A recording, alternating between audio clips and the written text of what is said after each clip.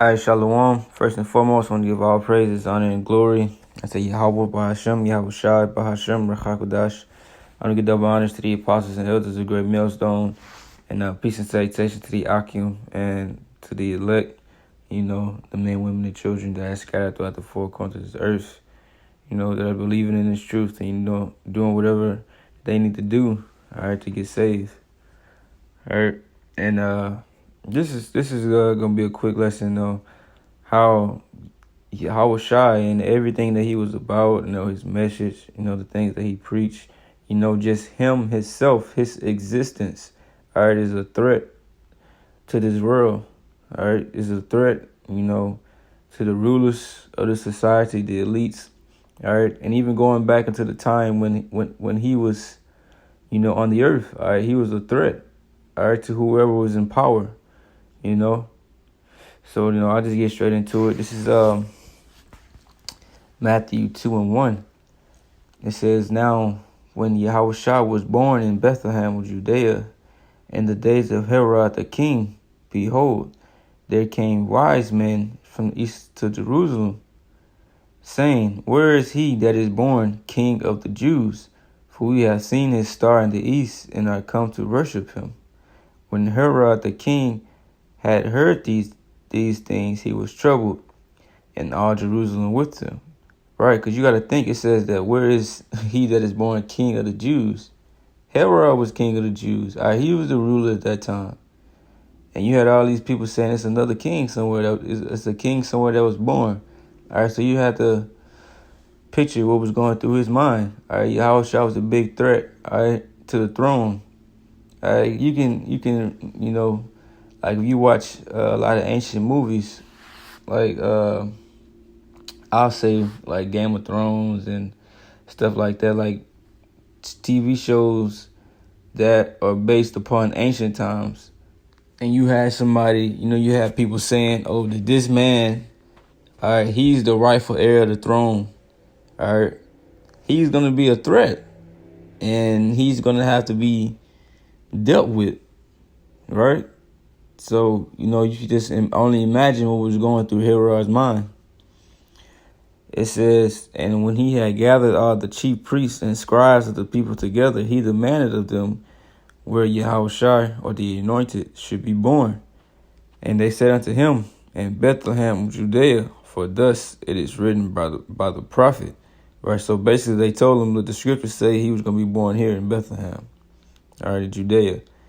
Matthew 2:6, "And thou, Bethlehem, in the land of Judah, art not the least among the princes of Judah.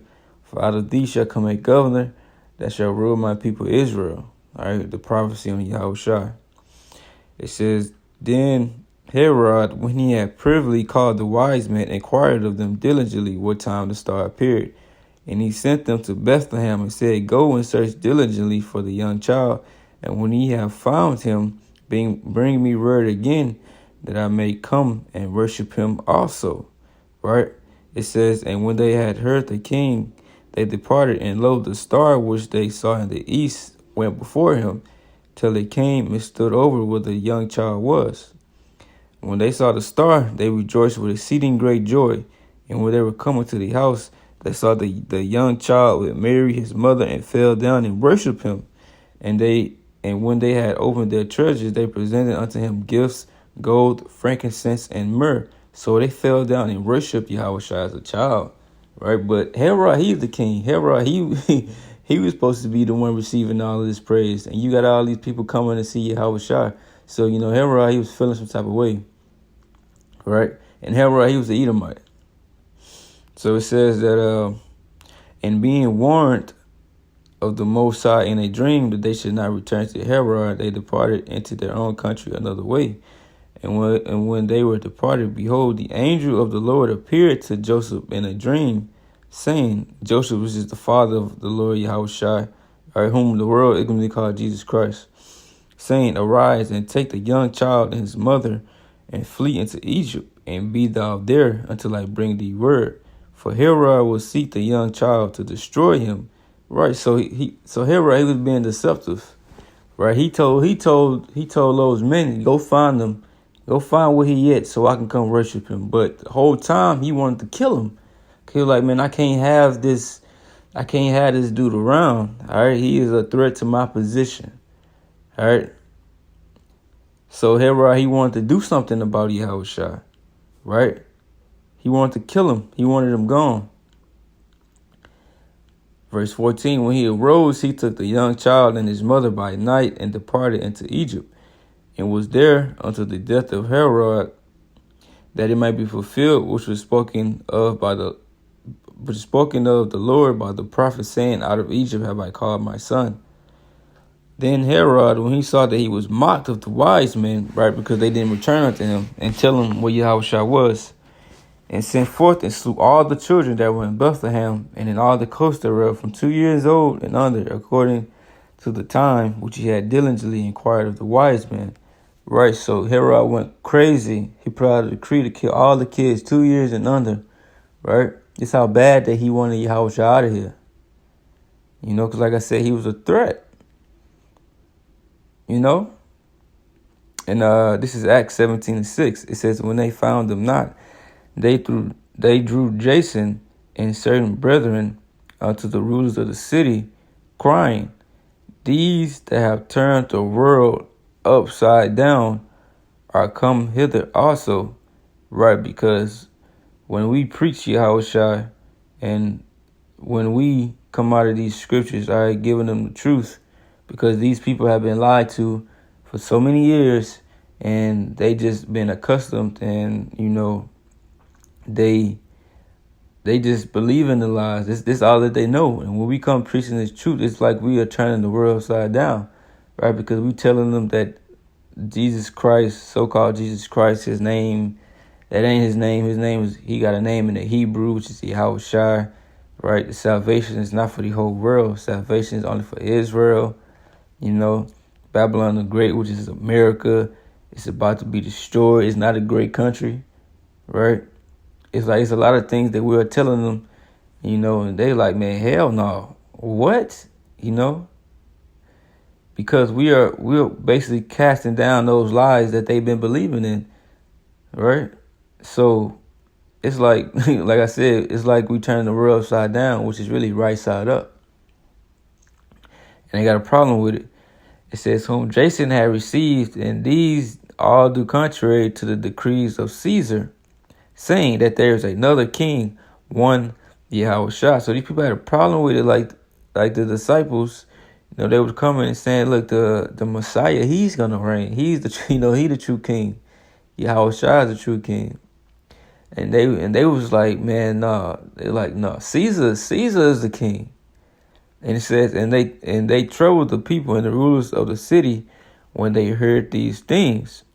Right, so because Yahawashi, when he came, right, he basically, you know, he was exposing everybody, exposing everything. Everything that he preached was against that whole society at that time. You know, so everybody around, you know, that knew of him, that knew what he preached about, right? They didn't want to basically, you know, accept that. They didn't want to accept him being a ruler over them, right? Or Yahawashi being a king. They didn't want to accept that message because they were wicked, right? They were wicked in the inside, you know. So this is John 7:7. The world cannot hate you, but me it hated, because I testify of it that the works thereof are evil, right? Because the message that he came with, which he received from the Heavenly Father, it went against everything. Because he came exposing everybody, like the scribes and the Pharisees. He said, do what they say, but don't do what they do, right? Basically call them hypocrites. They were only trying to receive glory or a certain type of appearance in front of men, but they wasn't actually following and keeping the commandments, right? And he was exposing that, and they didn't like that. They didn't want this dude, you know. They was like basically looking like, who is this dude, man? Like, who is he to, you know, to come and say that, or who is he to call me out, basically? Right, because they always looked at Yahawashi like he was nothing. Like, man, ain't this Joseph's son? You know your mama. Right? Ain't you the son of Mary? Ain't your brother and sister such and such? Right? And they always just like trip on him. Like another account in the scriptures, they was like, how knoweth this man letters, having never learned? Like this, he ain't coming to no school. How he know all of this? You know? So that's another reason why they couldn't accept him. Right? So this is Matthew 4:8. It says again, this is dealing with when Yahawashi, he went into the wilderness to be tempted of Satan. Right? And he just kept going back and forth with him in the scriptures, because Satan, he'll say something that was off, and Yahawashi will attack it with the scriptures. Matthew 4:8, it said again, the devil taketh him up into an exceeding high mountain, and showeth him all the kingdoms of the world and the glory of them, and said unto him, all these things will I give thee, if thou wilt fall down and worship me. Then said Yahawashi unto him, get thee hence, Satan, for it is written, thou shalt worship Yahweh thy power, and him only shalt thou serve. So it said the devil, right? And the devil basically today is the so-called white man, because Satan works through him, right? But during that time, Satan was trying to give him everything. Look, I'm gonna give you everything, just fall down and worship me, right? And then he said, you only supposed to worship the Most High. That's what Yahawashi's response. And this world today, basically, if you want to make it, you got to sell out to the so-called white man. You have to. If you want to be, have all like billions of dollars, you just want to be on a high level here in America, you have to sell out. That is how he gets our people. He gets our people to, through NFL, basketball, whatever sports, entertainment, being an actor, right? That's the way he tried to get you. But we got the same mind as Yahawashi. We not with this place, right? It ain't nothing that he can give us to make us basically follow his ways and worship him and look at him as a God. So we are a threat also, right? Because we come with the same message Yahawashi taught, all right? The same message, it ain't nothing different.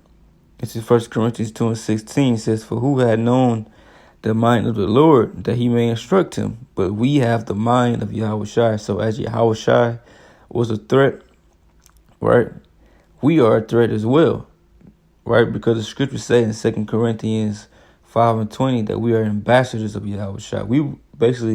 We represent him, right? So we looked at as enemies as well. And Esau, he's gonna try to make a move on us. But like the scriptures say, the Lord's gonna lift up that standard. We're gonna get that spiritual power. We're gonna take this man down. Right? We are a threat because we are just like Yahawashi came, because he came during the time of the Romans, right? And we live in a time of the revised Roman Empire, and we are basically preaching against them just like Yahawashi preached against them back then. All right? So sooner or later, right, Esau is going to try to make a move, and the Most High is going to make a move as well. All right? But, that's all I wanted to go into, just going into Yahawashi, how he's a threat unto the rulers, all right, of the society, right? Israel as a whole, because Israel really the elect, right? Because they are going to rule with Yahawashi, right? When he sets up his kingdom, right? So Yahawashi and the kingdom of Israel, all of that, this is a threat unto the so-called white man, right? Because he is the ruler today, right? Job 9:24, the earth is given to the hand of the wicked. Who is the wicked? Edom. Malachi, 1:4? I believe it's 1:4, right? That they shall call him the border of wickedness. So with that, until next time, hope this was edifying. I will say shalom.